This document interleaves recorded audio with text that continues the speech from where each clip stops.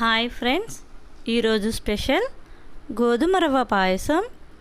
ఈ గోధుమ రవ్వ పాయసం చాలా రుచిగా ఉండడమే కాకుండా చేసుకోవడం కూడా చాలా తేలిక.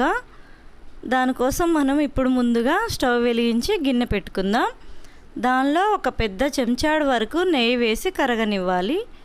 అలా కరిగిన నెయ్యిలో ఒక కప్పు వరకు గోధుమ రవ్వ వేసి వేపుకోవాలి. ఈ గోధుమ రవ్వను బాగా కలుపుతూ వేపుకోవాలి. ఇలా వేపుతున్నప్పుడు అది తెల్లగా రంగు మారుతుంది.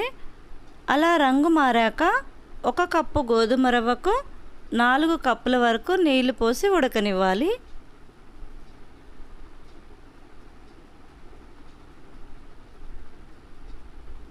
ఒక కప్పుకు 4 కప్పులు నీళ్లు పోస్తే చాలా మెత్తగా బాగా ఉడుకుతుందండి. దీన్నంతా ఒకసారి కలిపి మూత పెట్టి ఒక 10 నిమిషాల పాటు సిమ్లో పెట్టి ఉడకనివ్వాలి. మూత తీసి చూస్తే ఇలా బాగా ఉడికిపోయి ఉంటుంది.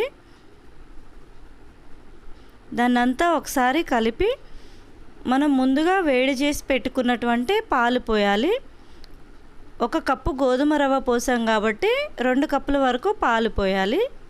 అప్పుడే బాగుంటుంది, క్రీమీగా వస్తుంది.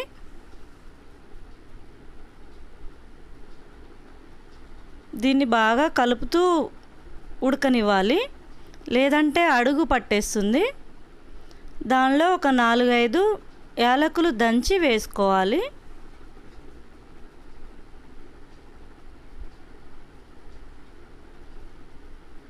దీన్ని బాగా కలుపుతూనే ఉడకబెట్టుకోవాలండి.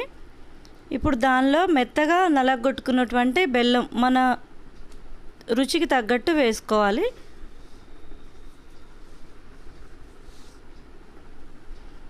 దాన్నంతా ఒకసారి కలిపి మూత పెట్టి 1 నిమిషం పాటు ఉంచాలి.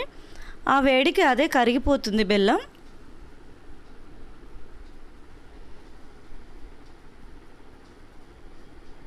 చూసారా బెల్లం అంతా ఎలా కరిగిపోయిందో? ఇప్పుడు దీన్నంతా ఒకసారి కలిపి స్టవ్ ఆఫ్ చేసుకోవాలి. ఇలా ఈ కన్సిస్టెన్సీలో ఉన్నప్పుడే బంద్ చేయాలండి స్టవ్. దీనిలో నేతిలో వేపుకున్న డ్రై ఫ్రూట్స్ కూడా వేసుకోవచ్చండి. నా దగ్గర లేవు కాబట్టి వేయలేదు. దీనిలో ఒక బియ్యం గింజంతా పచ్చకర్పూరం వేసి దేవుడికి నివేదించవచ్చు.